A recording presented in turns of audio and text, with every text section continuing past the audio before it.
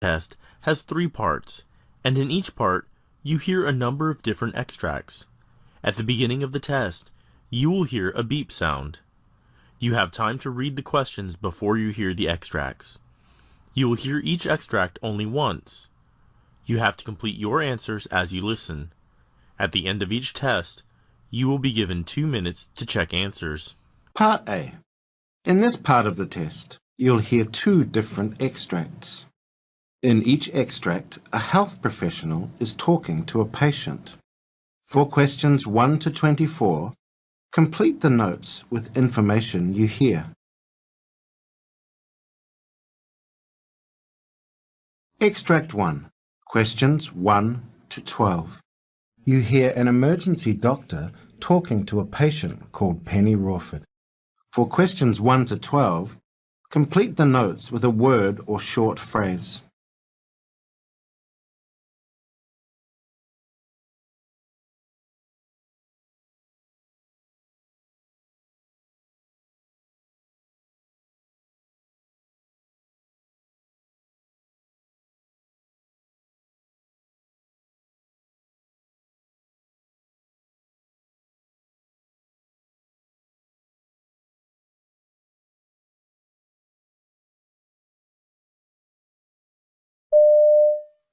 Mrs. Rawford? So, I understand you've been brought in here because you fainted at work. That's right. Can you tell me a bit about it? Well, I can't really remember much. I was sitting at my desk and I suddenly got this really awful headache. My head felt like someone had fired a bullet into it. I've never had anything like it. I mean, I've had headaches before, but nothing serious. And this one was different because it was just in one place, in my forehead here. And I can't remember what happened then, but my colleague sitting at the next desk, she saw me and she says I collapsed onto my desk. So she came over to help, but she says she couldn't wake me up and I was out for quite a few minutes. But I wasn't still. She says I was jerking, but I can't remember any of it. Apparently they called an ambulance and I do remember the paramedics arriving and I was able to answer some of their questions, even though I was still feeling a bit groggy. They asked me if I'd had any sort of trauma before I fainted, but I hadn't. I'd woken up as normal and cycled into work. Nothing unusual. Oh, and they also wanted to know if I'd taken any recreational drugs, but I wouldn't ever touch anything like that. I don't even drink alcohol.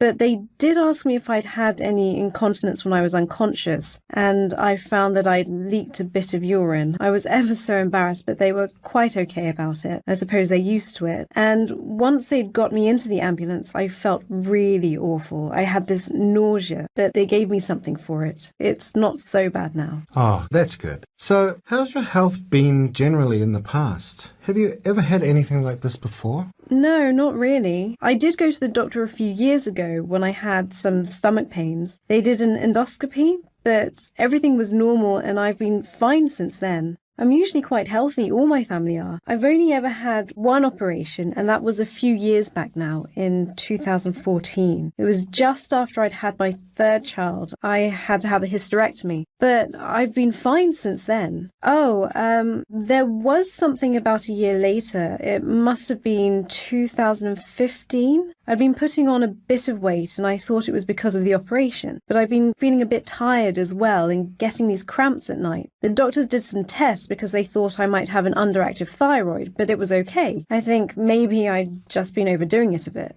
Oh, that's excellent. Well, how do you feel now? It looks as if you've got a bit of bruising there on your face. Yes, and I think I've got a cut there too, a little one under my eye. That must be where I fell on my desk. I've still got a bit of a headache, but nothing like as bad as it was. I do feel as if my neck's a little stiff, but that might be because I've been lying down. And the paramedics asked me lots of questions to see if I had anything funny with my vision, but that's all okay. Great. So now I'd like...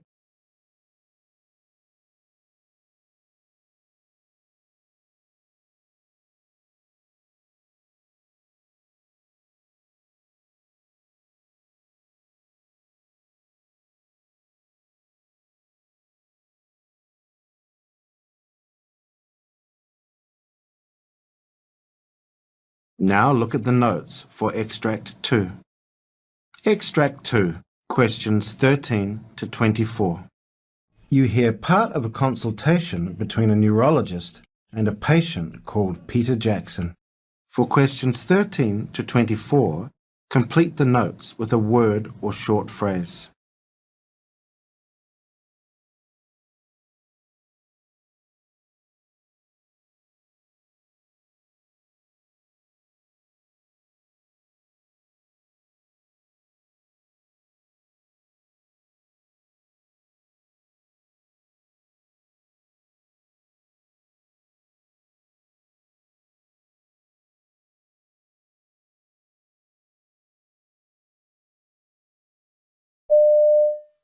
Morning, Mr. Jackson. Now, you've been referred to me by your GP, and I'm the first neurologist you've seen, I think. That's right. I think my GP's got some ideas about what my problem may be, but he sent me here, to double check. Okay, I've got some notes here with his referral letter, but it'd be helpful if you could tell me in your own words the symptoms you first noticed. Well, there were several things which started early last year. They don't sound too bad individually, but together they were affecting me quite a bit. I guess the worst thing was, feeling absolutely shattered, feeling exhausted most of the time, even when I'd not been doing much. I'd never suffered from depression, but I started feeling a bit down. There wasn't a specific trigger. And any physical pain then? Well, my right leg, it didn't ache exactly, but there was a real stiffness, which made walking slower. And my neck was affected too. Again, not a pain, but more like a tightness. Yeah,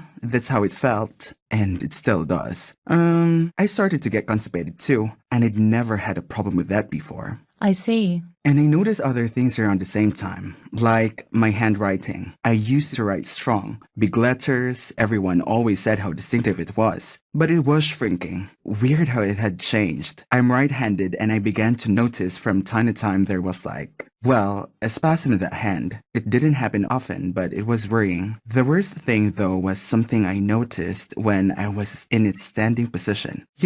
Washing up or shaving. I'd suddenly feel really unstable on my feet.